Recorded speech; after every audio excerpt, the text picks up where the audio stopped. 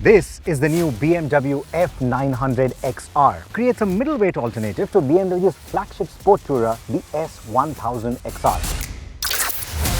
Now this XR badge will tell you that this is a crossover meant for the road, but then again, XR sounds a bit too Triumph Tiger, doesn't it? Speaking of which, we have a Triumph Tiger with us today. This is the new Tiger 900 and its new 900 Avatar. It chucks those XR and XE model lines for the new GT and Rally model lines. Now this one right here is the 900 GT, which is a little bit different than the two bikes, the GT Pro and the Rally Pro, that blew my mind away in Morocco. This one has lesser electronics. Now its natural rival from the BMW camp is the F750 GS. Now that bike didn't really leave us impressed when we tested it a few years back. And in the BS6 era, there is no news of the F750. It's probably discontinued is what we hear. So for now, if you want a road-biased sport tourer from the Bavarians, this is your only alternative. So how do these two match up? If you have between 14 to 16, let's make it 17 lakh rupees to spend on an adventure tourer that is road biased, which one of these would it be? Let's try and find out.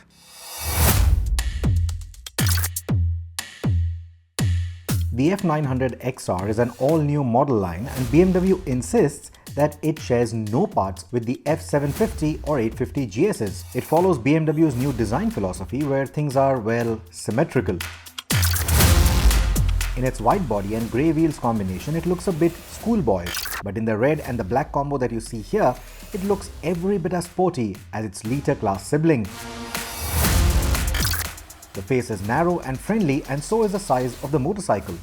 From its side, it looks a bit longer than it is, thanks to the elongated tail bracket for the rear lights and the seamless body panels that flow from the tank to the nose. The single-piece seat complements that flow quite nicely. Despite the tall stance that the images seem to suggest, the XR is quite a compact package and will seem friendlier to many riders. It has a lean forward stance, and the winglets in the nose, the floating panels with the XR decals, and the stubby exhaust canister with its twin ports adds a sportier appeal. In comparison, the Tiger 900 has the tall and wide stance of a typical adventure tourer. With a beak that now comes standard, a set of enduro-style handguards, and a high-set exhaust canister, it immediately establishes itself as a motorcycle with the do-it-all intent. From that perspective, the Tiger looks a lot fuller, like the F750 GS did. Now, despite its leaner stance, it still might feel a little intimidating for newcomers to the middleweight category. The flip side to that is, this will be the more appealing motorcycle for people who equate cost with size, and from that perspective, this one has that proper big bike feel.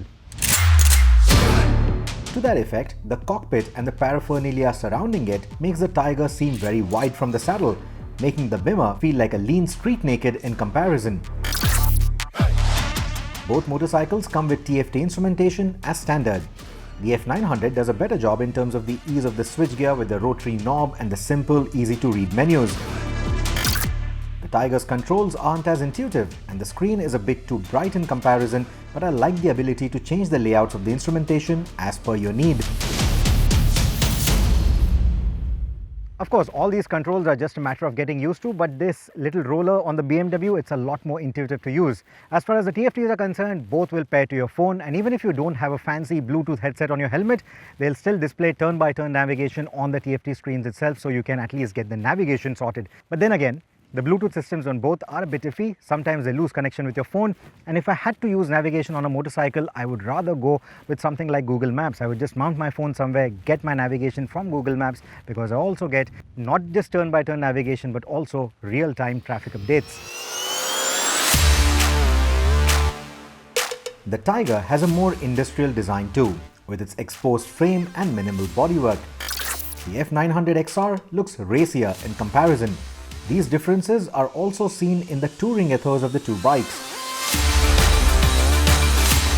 Both have a relaxed rider triangle, but you feel seated atop the XR while the Tiger seems to suck you closer to the powertrain. The split saddle of the Tiger is wider and more comfortable for two over long distances.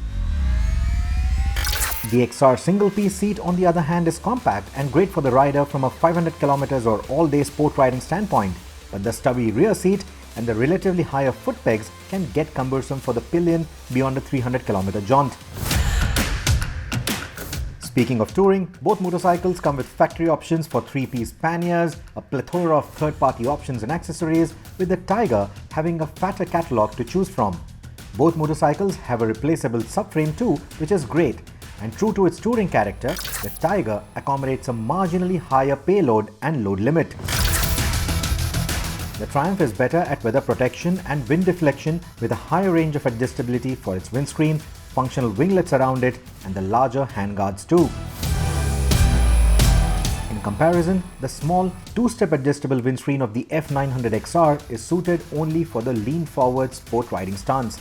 It works great with sport helmets, but with cross-touring helmets, there is a fair bit of buffeting at triple-digit speeds. Buffeting isn't much of a concern on the Tiger though.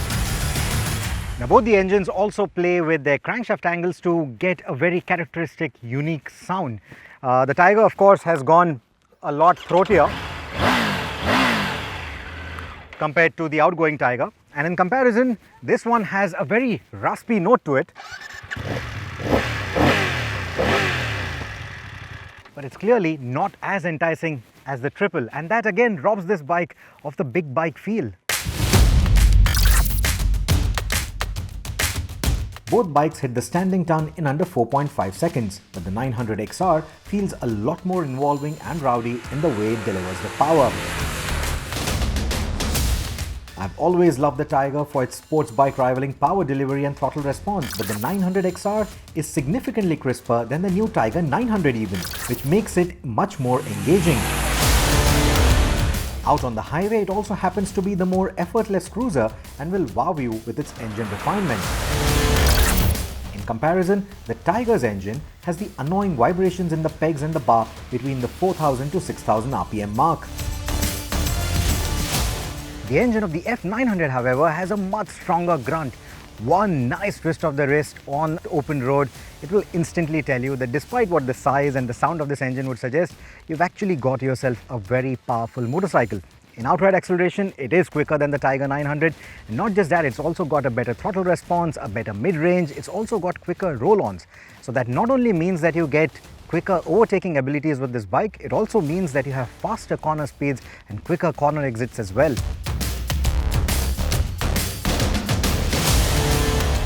Complementing the racy engine of the F900XR are the sharp handling dynamics of this motorcycle. In fact, it takes a lot lesser effort at the handlebar compared to the Tiger 900, be it fast-flowing corners or tight switchbacks. The Tiger can feel big and lazy in comparison. That said, it's just a matter of getting used to, and once you do, this bike can be very enjoyable and very engaging even through the fastest of corners. Tiger's suspension feels soggy and squishy, and there's quite a bit of pitching that you will have to account for when putting the Tiger through its paces around the bends. But setting the sag and tuning the suspension for the terrain that you're going to be riding on will often make the Tiger 900 confident around the bends. In comparison, the 900XR gets no adjustability at the front, while the rear will let you adjust preload electronically to accommodate luggage and a pillion. Out of the box, the suspension tuning is superb on the F900XR. Whether you're riding on B roads, mid-corner bumps, it feels pliant over all of that without compromising on the sharp handling characteristics that I love about this motorcycle. You also get the electronically adjustable rear suspension, and thankfully it doesn't feel like a disconnect from the front the way it did on the F850 GS. And you also get those simple, easy, one touch and you can change the preload of the rear. I really like that feature. But in terms of adjustability, is the suspension of the Tiger 900 that gives you a wider range of adjustability, meaning that it can be fine-tuned for a wider range of riders, and that improves or increases the scope of this motorcycle. The 900XR's sharp handling is complemented further by superb brakes and tires. The 4-pot Brembo calipers up front have a tighter bite, which not only reflects in the superior braking figures, but they also have a crisper feel to offer. The Tiger comes with top rod equipment in the form of the Brembo Stylema calipers, but I'm surprised that the brakes felt spongy on our test bike, considering how sharp they were during my ride in Morocco. Even the stock tires on the F900XR are actually quite good. Now the Michelin Pilot Road 5, they have impressed us in the past. This is the GT variant, the Road 5 GT, which essentially means these are meant to go the distance. So they rate mileage and endurance higher than outright grip. And even then, this bike and its dynamics and the grip that you get from these tires doesn't really make you feel that you need something stickier. But if you feel otherwise, do let me know on my Instagram. And if you feel otherwise, a pair of Rosso Corsas or the Bridgestone S21s will help you get the maximum out of this package. Now that said, even the Tiger makes very good choices with its rubber, but the better choices that it makes is with the wheel sizes. With the 19 front and the 17 rear, it's again got a much wider scope.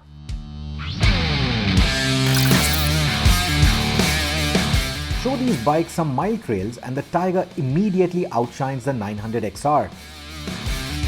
The BMW has a sizable suspension travel, but its fat rubber makes it skip and track over every bump and pedal, and deep ruts or slippery gradients make it understandably nervous. The Tiger is far more accomplished in that sense. To put it simply, it shows that it's cut from the same fabric as the extremely capable Tiger 900 Rally Pro. While the 900XR shows no relation to its GS siblings. To that effect, it only gets road and rain modes for its powertrain and electronic aids, whereas the Tiger gets more fine-tuned modes like sport and off-road. It's a better explorer and a tourer than the BMW in that sense, and that justifies the premium that it charges. I simply love the BMW F900XR. It looks so unassuming, looks so docile, and the moment you ride it, its sharp handling characteristics immediately changes your perception of this motorcycle. It takes all the bits that I liked about the F750 and then packages it in a much more convincing manner. And from that point of view, I think it will just keep you entertained whether you're riding in the city or out on the highway or just frequenting twisty roads like you would do on weekend rides. And yet, my recommendation out of the two is still the Tiger 900.